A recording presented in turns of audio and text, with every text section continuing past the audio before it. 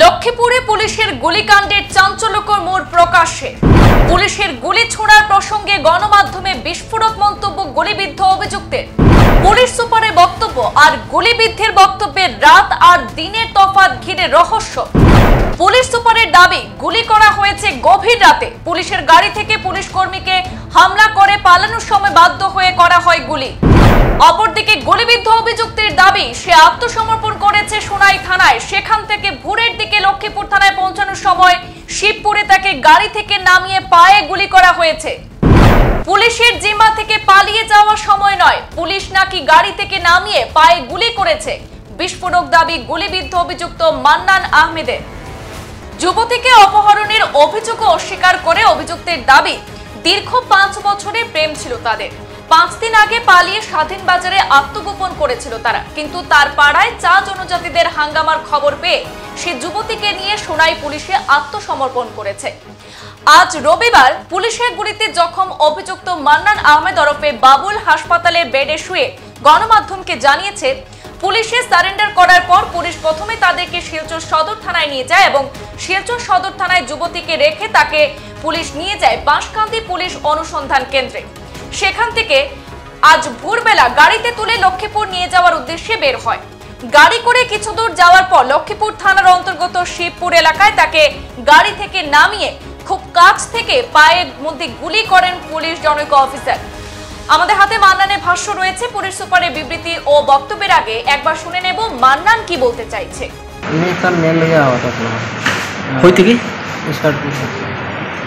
মানে আপনারা পুরা ঘটনা খুলিয়া মানে মেয়েটার লগে আমার একটা 4-5 মাস থেকে কানেকশন আছে। বিশেষবার আমার ফোন করিয়া হয়েছে যে তুমি আও আমার একজন আমি বলছি যে না এখন না কদিন যাও, তো আমারও বললো যে না এলে তো আমি বাঁচতে পারতাম না, আমি বাড়ি থেকে বাইরে গেছি তো গিয়ে আর কি না আনার পরে তো এদিক সেদিক 2 দিন রইলাম। রওয়ার পরে তো আর মানে বেজার লাগছে যে আমি বুঝতে দিয়েছি বাড়ি যায়।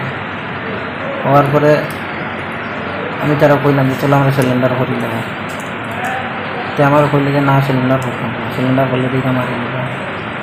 তারপরে আমরা অন্য এপিরে ধরি আগে ওখান দিয়ে তারা ধরিয়ে আমরা কইলাম যে আমরা সিলিন্ডার করে দিতাম। তো তাই বললে ঠিক আছে সিলিন্ডার করে দিলে সুন্দর মাছ খেয়েও কিছু হইতো। তো ওই সোনাই থানারে এখন ফোন করিয়া পাওয়া গেছে যে ওলা ওলা আসামি ঢুকে আছে তারা রাইজেন নিয়ে, আমরা সিলিন্ডার করে দিলাম। আমরা রাইজেন নেওয়ার পরে তো আমরা রাইট একটু সোনার থানা টানছি, শোনাই না লক্ষ্মীপুর শোনাই স্বাধীন বাজার থেকে ধরছি আমরা। তারপরে ধরার পরে সোনাই থানার যে সময় এসে আওয়ার পরে তারপরে আমরা লেভেলে শিখছি। শিক্ষার ইয়ে আমার মানে খানো আমার ছিল মানে মেডিকেল টেস্ট করবে ঠিক এই জায়গায় নামাচ্ছে নেই।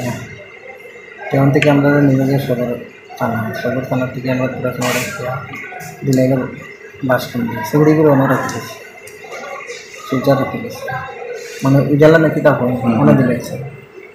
আর আমার নিচে নিয়ে বাসকান্দি নিয়ে পুরো সময় রাখছে। রাখার পরে আমার তো নিচে নিয়ে লক্ষ্মীপুর নেওয়া গেছে।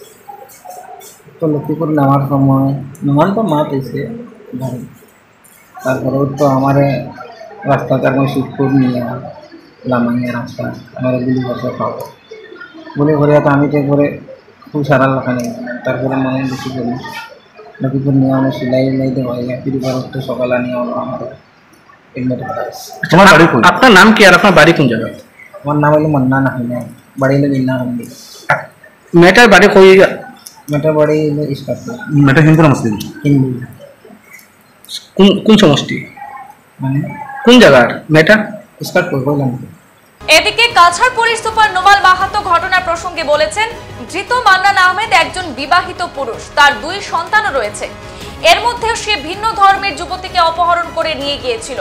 গতকাল রাত্রিবেলা পুলিশ তাকে গ্রেপ্তার করে নিয়ে যাওয়ার সময় লক্ষ্মীপুর থানার অন্তর্গত শিবপুর এলাকায় নাকি প্রাকৃতিক কাজের জন্য গাড়ি থামিয়ে তাকে নামানো হলে কর্তব্যরত পুলিশ কর্মী জসিম লস্করের উপর হামলা চালিয়ে পালিয়ে যায় মান্নান। পুলিশ বারংবার তাকে না পালাতে বললেও সে রাতের অন্ধকারের সুযোগে পালাতে থাকে। প্রাথমিক অবস্থায় শূন্যে গুলি করেও তাকে থামানো না যাওয়ায় পুলিশ নাকি বাধ্য হয়ে 1 রাউন্ড গুলি চালায়, এতে সে জখম হয়েছে। তাকে চিকিৎসাধীন করা হয়েছে। আমাদের হাতে মন্তব্য রয়েছে পুলিশ সুপারেরও, শুনে নিন পুলিশ সুপার কি বলছেন। বিনাকান্দিত যোৱাকালি এটা সিৰিয়াছ ল এণ্ড অৰ্ডাৰ চিটুৱেশ্যন এটা উদ্ভৱ হৈছিলে। তাত এগৰাকী ছোৱালীক, 19 বছৰীয়া ছোৱালীক, চাহ বাগিচাৰ ছোৱালীক এগৰাকী স্থানীয় যুৱকে, তেওঁ ইতিমধ্যে বিয়া বাৰু কৰোৱা ল'ৰা ছোৱালী আছে, আৰু ছোৱালীজনীক কিডনেপ কৰি লৈ যায়। তাৰ ফলত স্থানীয় ৰাইজে তাত কেইবাশ লোক গোট খাই তাত এটা উত্তপ্ত পৰিস্থিতিৰ সৃষ্টি কৰে। সেই সময়ত পুলিচৰ সৈতেও যিসকল এজিটেটেড লোক আছিলে তেওঁলোকৰ মাজত হতাহতি হ'ল। আৰু ইতিমধ্যে যিজন ব্যক্তি একিউজ তেওঁৰ নাম হ'ল মানান আহমেদ, তেওঁৰ বয়স 32 বছৰ। তেওঁ সেই ছোৱালীগৰাকীক কিডনেপ কৰি ইয়াৰ পৰা লৈ যাবৰ কাৰণে চেষ্টা কৰিছিলে। সেইটো সময়ত আমি মিজোৰাম বৰ্ডাৰত বিশেষ সূত্ৰৰ পম খেদি আমি সেই ছোৱালীগৰাকীক ৰিকভাৰ কৰিবলৈ আমি সক্ষম হ'লোঁ, আৰু মানান আহমেদ নামৰ যিজন একিউজ ব্যক্তি আছিলে তেওঁক ধৰিবলৈ আমি সক্ষম হ'লোঁ। আৰু ৰাতিয়ে আমি যেতিয়া সেইজন ব্যক্তিক আমি লৈ আহোঁ বাছকান্দি আউটপোষ্টত, যেতিয়া লৈ অহা হয় বাছকান্দি হাস্পতাললৈ লৈ অহা হয়, সেইটো সময়তে ৰাতি প্ৰায় 2টা বজাত যেতিয়া তেওঁক চিকিৎসাৰ কাৰণে লৈ যোৱা হয়, মানে নৰ্মেল চিকিৎসাৰ কাৰণে যেতিয়া লৈ যোৱা হয়, সেই সময়ত শিৱপুৰ নামৰ এটা অঞ্চলত, মৰগাং শিৱপুৰ বাছকান্দিৰ এটা অঞ্চলত তেওঁ আমাৰ আৰক্ষীৰ যিজন কৰ্তব্যৰত কনষ্টেবল আছিলে তেওঁক আঘাত কৰি তেওঁ পলাই যাবলৈ চেষ্টা কৰে। আৰু পলাই যাবলৈ চেষ্টা কৰি তেওঁ বহু দূৰ দৌৰি যায়। পুলিচে তেওঁক বাৰম্বাৰ ৰ'বৰ কাৰণে নিৰ্দেশ দিয়ে। তেওঁক ৰ'বৰ কাৰণে ৱাৰ্ণিং দিয়াৰ পিছতো তেওঁ নৰৈ, তেতিয়া পুলিচে উপায়ন্তৰ হৈ এটা ব্লেংক ফায়াৰ কৰে। আৰু ব্লেংক ফায়াৰ কৰাৰ পিছতো যেতিয়া তেওঁ নৰয়, আৰু তেওঁ ওচৰতে মানে যিটো পথাৰ আছিলে, আৰু ৰাতিৰ সুযোগ লৈ তেওঁ পলাই যাবলৈ চেষ্টা কৰে। আৰু সেই সময়তে পুলিচে তেওঁক বিল' দ্য নি আৰু তেওঁক এটা ফায়াৰ কৰিবলৈ কাৰণে বাধ্য হয়। আৰু সেই সময়তে তেওঁ ভৰিত কিছু পৰিমাণে আহত হয়, আৰু লগে লগে পুলিচে তেওঁক ধৰিবলৈ সক্ষম হ'ল। আৰু তেওঁক ধৰি আমি ইমিডিয়েট স্থানীয় চিকিৎসালয়লৈ লৈ যোৱা হয়। আৰু স্থানীয় চিকিৎসালয়লৈ লৈ যোৱাৰ পিছতে তেওঁক শিলচৰ মেডিকেল কলেজত পুৱতি নিশা তেওঁক ভৰ্তি কৰোৱা হয়। আৰু গোটেই ঘটনাটোত আমাৰ আৰক্ষীৰ এগৰাকী কনষ্টেবল জেছিমুদ্দিন লস্কৰ বুলি এজন কনষ্টেবল আছিলে, আৰু তেওঁক যেতিয়া আঘাত কৰিছে তেওঁ বহু পৰিমাণে আঘাতপ্ৰাপ্ত হয়, আৰু তেওঁ বৰ্তমান চিকিৎসাধীন হৈ আছে। গতিকে গোটেই ঘটনাটোত আমি এটা মোকৰ্দমা ৰুজু কৰিছোঁ, আৰু মোকৰ্দমা ৰুজু কৰি আমি তদন্ত অব্যাহত ৰাখিছোঁ। আৰু এই যিটো ঘটনা হৈছে, এই ঘটনাটোত যাতে পুংখানুপুংখে যাতে ইয়াক অনুসন্ধান হয়, তাৰ কাৰণে আমি তৎপৰ হৈ আছোঁ।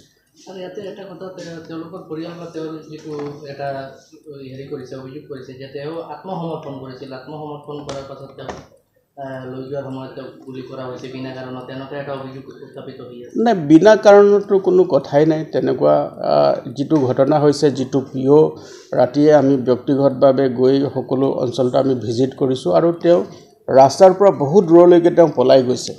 সেই অঞ্চলটোত পলাই যোৱাৰ পাছতো তাৰ পাছত পুলিচে উপায়ন্তৰ হৈ সকলো যিখিনি আমি আইনগত ব্যৱস্থা ল'ব লাগে, ব্যৱস্থা লোৱাৰ পিছতো তেওঁ ৰোৱা নাই। আৰু গতিকে তাৰ পাছত সেইকাৰণে পুলিচে এটা গুলি কৰিবলৈ বা বাধ্য হ'ল, আৰু বিল' দ্য নি, আৰু সেই সময়ত তেওঁ আঘাতপ্ৰাপ্ত হৈছে আৰু বৰ্তমান চিকিৎসাধীন হৈ আছে। আৰু গোটেই বিষয়টো আমি মোকৰ্দমা ৰুজু কৰিছোঁ আৰু তদন্ত অব্যাহত ৰাখিছোঁ। আৰু এটা কথা ছাৰ, যিটো লৈ চৰ্চা চলি আছে যে তেওঁ আত্মসমৰ্পণ কৰিছে বুলি এটা কথা উঠি আছে, এইটো কিমান এৰেষ্ট হৈছে? নহয়, এইটো পুলিচে আমাৰ একটা বিশেষ সূত্ৰৰ পম খেদি, যিহেতুকে তাত বিনাকান্দি অঞ্চলত এটা উত্তপ্ত পৰিস্থিতিৰ সৃষ্টি হৈ আছিলে, আৰু সেই সময়ত তেওঁ সীমান্তৰ মিজোৰাম সীমান্তৱৰ্তী অঞ্চলেদি তেওঁ পলাই যাবলৈ চেষ্টা কৰিছে, আৰু সেই সময়তে আমাৰ আৰক্ষীয়ে ধৰিবলৈ সক্ষম হৈছে। সংবাদ এই পৰ্যন্তই, ফিৰছি পৰবৰ্তী অন্যান্য আপডেট নিয়ে, সাথে থাকুন। ধন্যবাদ।